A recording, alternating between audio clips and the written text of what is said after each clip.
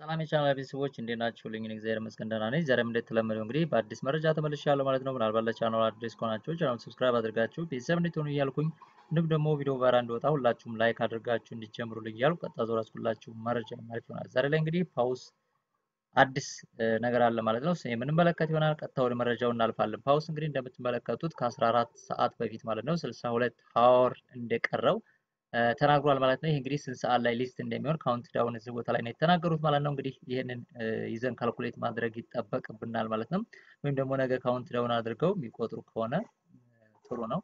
ነገር ግን ስንት ሰዓት ላይ ነው ሊስት የሚሆነው የሚለውን እንዲሁም ደግሞ ባይናንስ ላውንች ኩል ላይ ይመጣል ተብሎ በፓውስ ላብ ኤክስ አካውንት ተነግሯል ማለት ነው። እንግዲህ ከ4 ሰዓት በፊት ነው እሱም የተነገረው። እሱንም የምንመለከት ይሆናል። እንደምትመለከቱት እንግዲህ ፓውስ ስንት ሰዓት ላይ ሊስት እንደሚሆን በዚህ መሰረት ነው የምታውቁት ማለት ነው። ምናልባት ነገ ላይ ካመጡ ሰየው ካላመጡ ግን 62 ሰዓት ነው ብለዋል።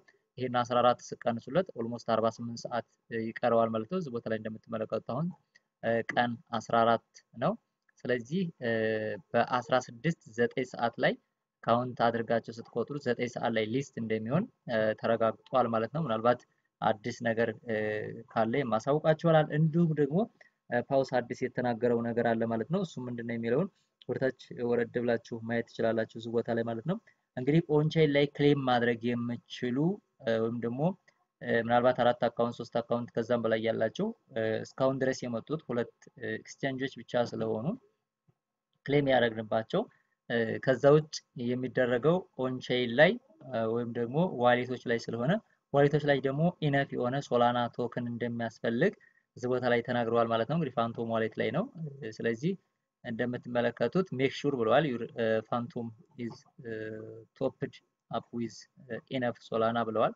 ስለዚህ ሶላና ከላላችሁ ዊዝድሮው ማድረግ ወይም ደግሞ ክሌም ማድረግ ስለማትችሉ ይሄንን እንድታደርጉ ብለዋል። እንደምትመለከቱት ኦንቻይን ላይ ማለት ነው የትራንዛክሽን ሪኳየርድ ያደርጋልና የፕሮሰሲንግ ፊ አለ። ስለዚህ በዛ መልኩ ክሌም ለማድረግ ያስፈልጋል ማለት ነው። የሶላና ዶላር በሶላና ያስፈልጋቸዋል ማለት ነው። ስለዚህ እንዲሁም ደግሞ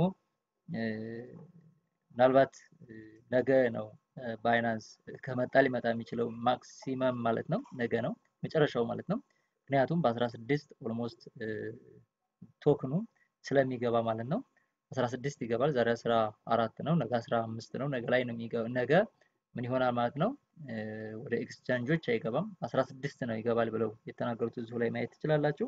እዚህ ቦታ ላይ እንግዲህ በ16 ወደ ኤክስቼንጆች እንደሚገባ የተናገሩበትም ይሄም ነው። እንደምትመለከቱት ዊዝድሮ የሚደረግበት ወደ ሴንትራል ኤክስቼንጆች ዊዝድሮ የሚደረግበትም ተናግረዋል። እንዲሁም ደግሞ ኦንቼይንም አቫይላብል የሚሆንበት እንደሆነ ተናግረዋል ማለት ነው። በ16 የሊስቲንጉ ቀን ማለት ነው።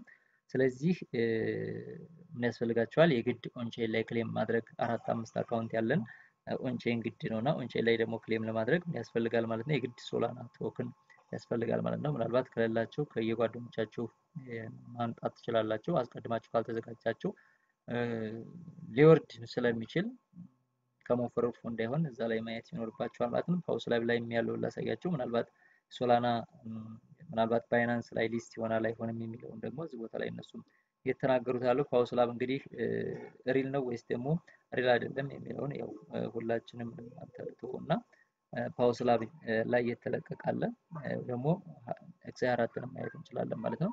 ኤክስአይ 4ም እንግዲህ 10 24 ማለት ነው።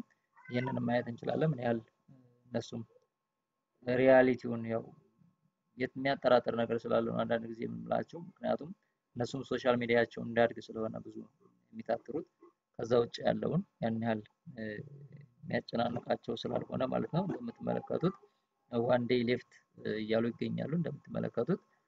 እንዲሁም ደግሞ ባይናንስ ላይ ይመጣል ብለዋል ወይስ ደግሞ አላሉም የሚለውን እነሱን እናየውና እንደምትመለከቱት እነሱም ይኸው ባይናንስ ላይ ሪቱት አድርጉ እያሉ ይገኛሉ ማለት ነው። ዝም ብሎ እንግዲህ እነዚህም ያሉት የለም። ምናልባት ፓውስ ላብ ላይ ያለ ነገር ካለ ፓውስ ላብ ላይ የምንነውና ፓውስ ላብ ኒውስ የሚል አለ። እሱን እናየውና እነሱም ካላሉ ያን ያህል ብዙ ባይናንስ ላይ አይመጣም ብዬ ተስፋ አደርጋለሁ ማለት ነው። ምክንያቱም ፓውስ ላብ ኒውስ አለ። ፓውስ ላብ ኒውስ እንግዲህ ሲኤንን እንመለከተው። እንግዲህ እንደምትመለከቱት ፓውስ ላብ ኒውስ ደግሞ ምን ብሏል? እንግዲህ ባይናንስ ላይ እንደሚመጣ ወደ ላውንች ፑል እንደሚገባ እንግዲህ ከ4 ሰዓት በፊት የተናገሩት አለ። ምናልባት እየተወራ ይገኛል እያሉ ይገኛሉ ማለት ነው። ስለዚህ እንግዲህ ይመጣል ወይስ አይመጣም የሚለው እንግዲህ የነገ የመጨረሻ ይሆናል ማለት ነው። ሁላችንም ተስፋ ነገ ብቻ ነው የሚሆነው። ከዛ ውጭ ያው ሾቀ ሊሆን ይችላል። ምናልባት በ2-0 የሚሆን ከሆነ አሪፍ ሊሆን ይችላል። ከዛ በታች ከሆነ ግን ያን ያህል አዋጭነት የለውም ወይም ደግሞ ልፋት ብቻ ነው የሚሆነው። እንደምትመለከቱት ያው እዚህ ቦታ ላይ ይንጣ የስኖ እያላችሁ ሙሉ ምናምን እያሉ ይገኛሉ። እንግዲህ ፓውስላብም ላውንች ፑል ላይ ይመጣል ብሏል። ነገር ግን ላይመጣ ይችላል። ላውንች ፑል ከመጣ እንግዲህ ነገ ነው።